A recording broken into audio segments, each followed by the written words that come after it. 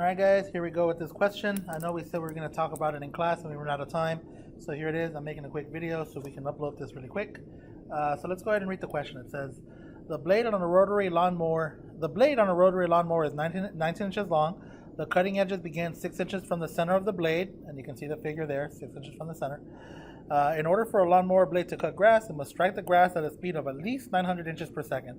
So this is for some type of model. I'm sure other models are different, but for this one, it requires 900 inches per second. If you want the innermost part of the cutting edge to cut grass, how many radians per second must the blade turn? How many revolutions per minute is this?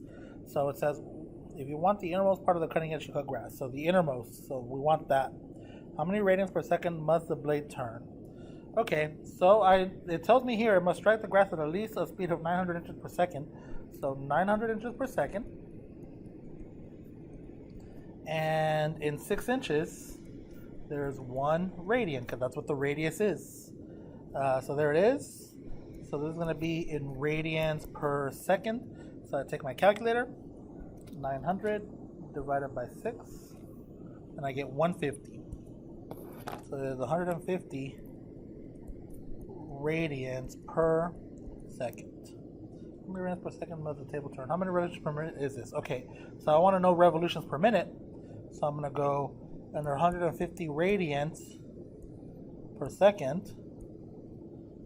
And let's see, 2 pi radians, there is 1 revolution. So there it is. So 150 divided by 2 pi, that's revolutions per second. And if I want to have minutes, so let's see, 60 seconds in 1 minute. So here we go, guys. What are we going to get? So 150 times 60, whatever that is, divided by 2.5.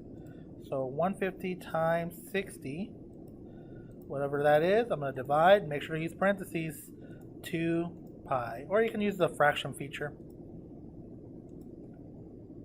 So there it is. Pretty fast. 1432.394.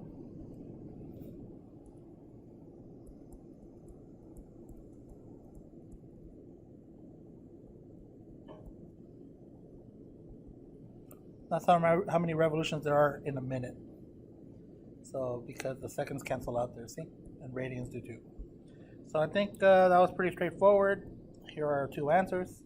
Hopefully that made sense, guys. If it didn't, please rewind this. Let's go to letter B. What is the linear velocity of the outermost tip of the blade while it is turning as in part A? Okay, so the linear velocity at the outermost tip.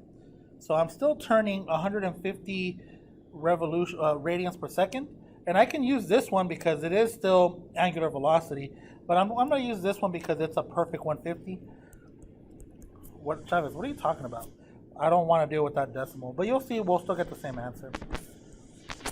And on this one, what's half of 19? Because that's how many radians, that's what my radius is there, right? So 19 divided by 2, what's that, 9.5? So 9.5. So 9.5, nope. In 1 radian, there is 9.5 inches. Radians cancel out, I get inches per second. And really that's my linear velocity there, and I can just leave it there. So 150 times 1.5. 150 times 9.5. And there it is, 1425. 1425 inches per second. Now guys, I would have gotten the same answer if I was going to take this and turn that into inches per second. Now check it out. I wouldn't necessarily do this, so don't write this down, but just check it out. 1432.394 revs per minute. And in 1 revolution, you cover, let's see, how much distance do you cover? You cover 2 times pi times 9.5 inches. So revolutions cancel out, and if I want to be in seconds here, then I would do in 1 minute, there are 60 seconds. And I bet you that's going to give me my answer. So watch. What do I have there? So let me take out my calculator. That number times 2 times pi times 9.5, all that divided by 60. So watch. This number times 2 times pi times 9.5, enter, divided by 60, and I bet you it's going to be this number.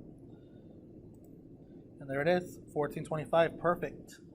You see, so that's why I didn't want to mess with the other one, guys, only because if we just put 0.394, it's because I didn't put this extra 488 and all the extra digits, it would have probably not been a perfect, but we got a perfect. So hopefully that makes sense to you guys. So there it is, in inches per second. So let's see what we still got here. If the outermost tip of the blade strikes the stone while it is turning as in part A, how fast could the stone, so misspelling here, be propelled from the mower? How many miles per hour is this? Okay, so let's take the 1425 inches per second, and in 12 inches there is 1 foot, and in 5,280 feet there is 1 mile. So there it is, I have miles per seconds, and in 3,600 seconds there is 1 hour. So there it is, so now I have just miles per hour.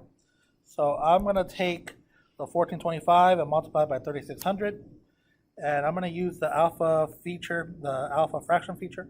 So here we go, I'm going to go alpha y equals, enter, and you get this. So whatever I have in the top is what I'm going to leave in the top. So let's see, it was 1425 times 3,600. So 1425 times 3,600.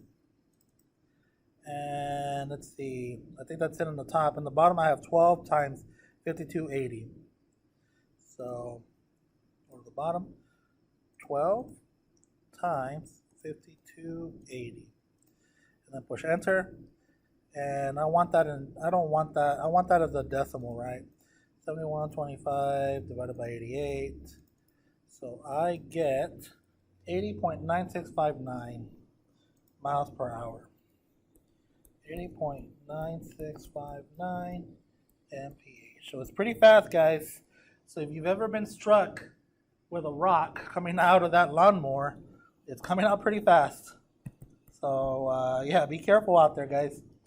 All right, hopefully this question made sense to you guys. Once you're done, you can turn it in. And that's it, guys. All right, talk to you guys later. Bye.